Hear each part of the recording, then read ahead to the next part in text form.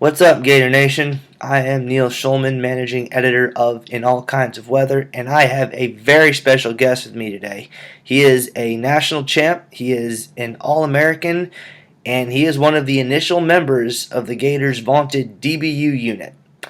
I've got Ahmad Black on the line, folks, and today we're going to go back and relive his glory days, and there were a lot of them.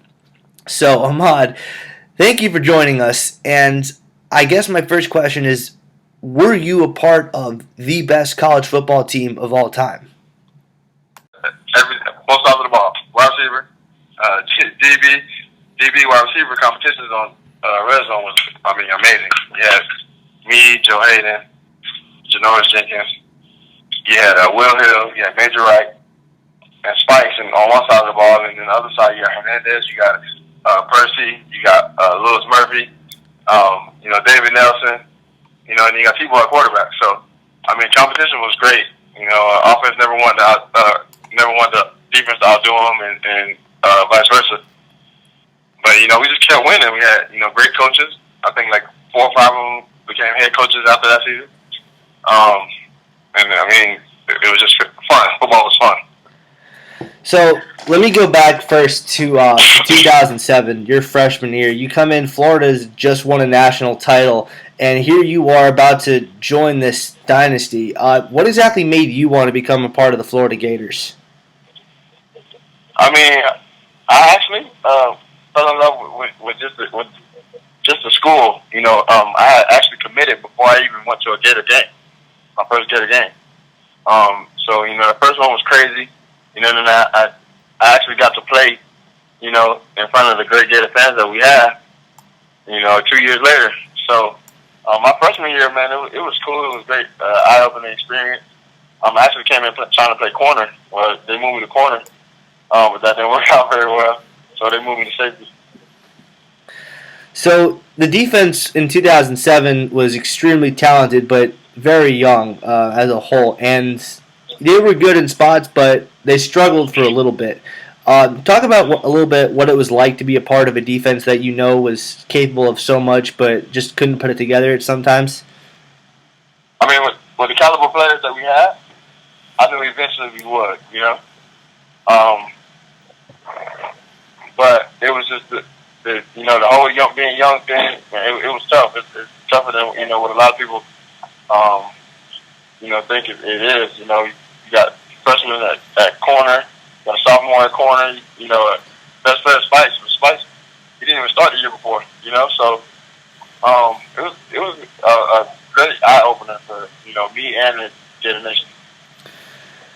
So I'm not going to spend too much time on 2007. I know it wasn't really the best memory for the defensive side of the ball, but you did get an up-close look at Tim Tebow and his Heisman season. So two-part question. What was it like to go up against him in practice every day, and then what was it like to watch him just dominate opponents as he approached the Heisman Trophy? It was crazy, because I don't want to say it came out the blue, but, he was the first true sophomore to do it at that time, so it was crazy. He brought a lot of attention to our team, and he's a great player. Great player. Despite what they said all say, I think he's a winner, and he can get the job done at the next level. All right, so one more question about 2007. Obviously not your best memory, but a memory that Gator fans are never going to forget. You were on that sideline right there when, against Georgia, the entire Bulldog team just runs on the field and starts jumping up and down. So as a player, what was going through your mind when you saw them do that? The same thing I was going through all my teammates here. You want to get out there and see what the big fuss is about. You guys barely beat us. I know it's a rival game, but come on. Let's act like we've been there before. Perfect answer, man. I couldn't have asked for an answer that good. That was perfect. Anyway, so 2008, the defense, most of it's back from the year before. You lose Tony Joyner, but the vast majority of that defense, that talented defense, but a young defense, is now back, and they're a year older, a year better, a year stronger, etc. And we get a taste of it in the first game against Hawaii. You pick off 2 passes. One of them goes for an 80-yard touchdown. Take me back to that moment. How memorable was it to be running down the sideline? Actually, that year I got the first interception of the season and the last interception for our team. But I mean, the first one was crazy. I remember it was an overthrown ball, and I slid in the end zone, south end zone, they called it. The second one, oh man, I just remember being so tired. They took out all the starters, and I was like the only starter left. So I'm sitting there questioning like, why am I still in the game? And I remember I think it was in like cover two, and he overthrew the senior receiver. I just caught it and went from there. Remember that guy's name was Brent Roush, and I remember that he didn't have a great day, and I was thinking to myself, well, it can't get much worse, and then he throws a pick six to you, so I guess it did. Anyway, after you destroy Hawaii, you get your hands on Miami. It was, I would say, mostly a forgetful game for the fans, but it was a Florida-Miami game, and Miami's not a team that Florida plays very often, so you did play in that Florida-Miami rivalry game. What does that mean to you?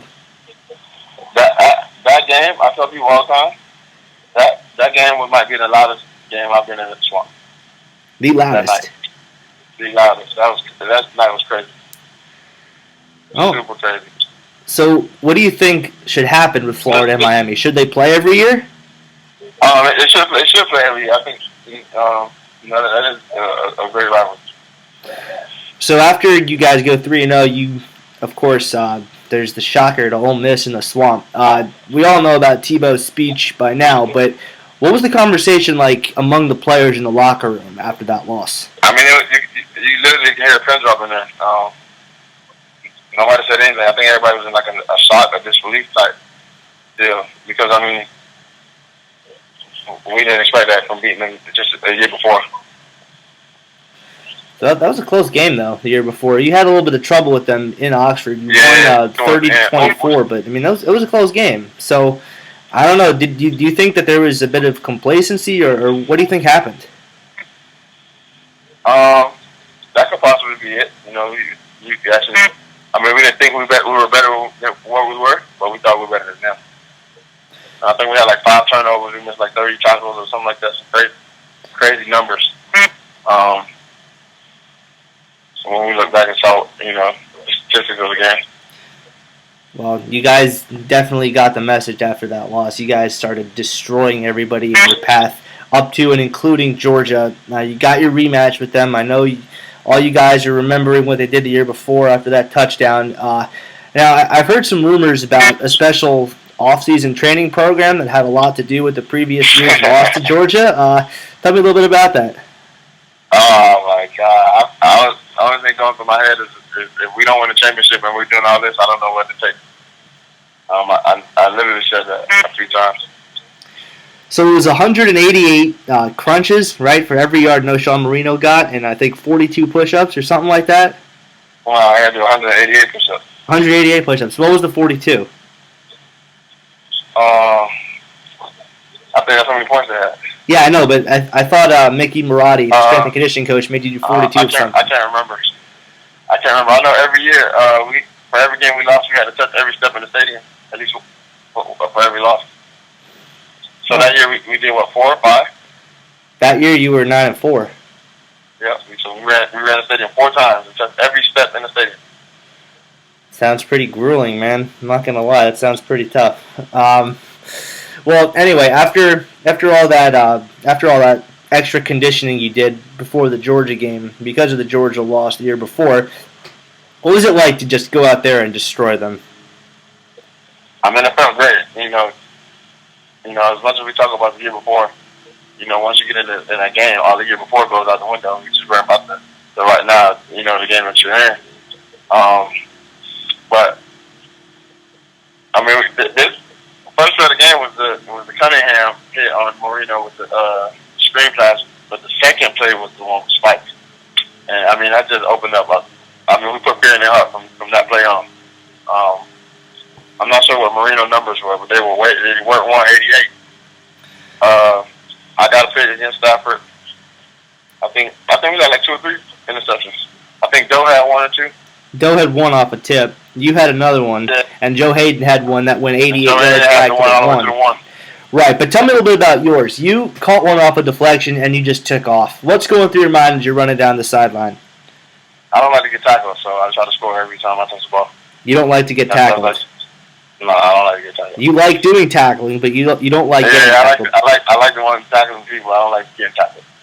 Well, you did get tackled after about 60 yards. Yeah. If Will would have blocked Stafford, I wouldn't have had to cut back and I wouldn't hit my leg. We joke about that all the time. No, man, he got you by the ankle. Yeah, well, no, he missed me, but when I juked him, shooting from behind because I had to stop. They came and got me. But Trey Jackson always pick at me and say that Stafford tackled me.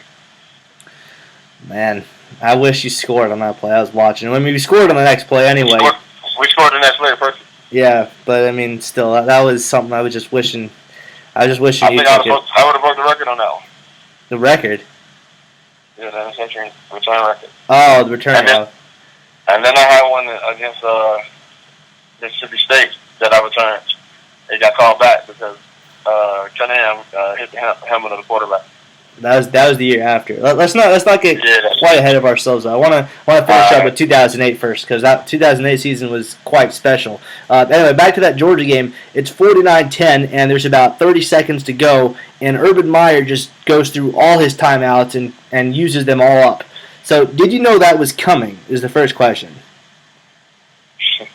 I think the players out there were tired, so we try to get them a water break. Water break. That's some shade, man. That's some shade. I'm gonna feature that when I tease this interview on social media. I'm gonna feature that. That's perfect, man. But did you know it was gonna happen before he called him? I don't know. We were too busy on the sideline picking up Gator Bulldog fans. Fair enough. Telling them bye as they left early. Okay, so anyway, Florida goes on to just continue to destroy everyone in succession, including about 70 points against the Citadel on some guys' senior days. It wasn't the senior day for too many guys, but it turned out to be the last game in the swamp for Percy Harvin. Did you know that was going to be his last game, and what did you think it meant to Percy to be playing his final game in the swamp?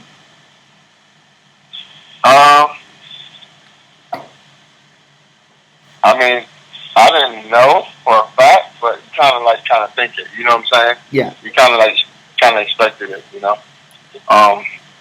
Percy he's the most electrifying player I play with, next to Chris Rainey. I don't think people understand how good of a player he is when the ball's in his hand. You know, and like I said, he's the best player I ever played with.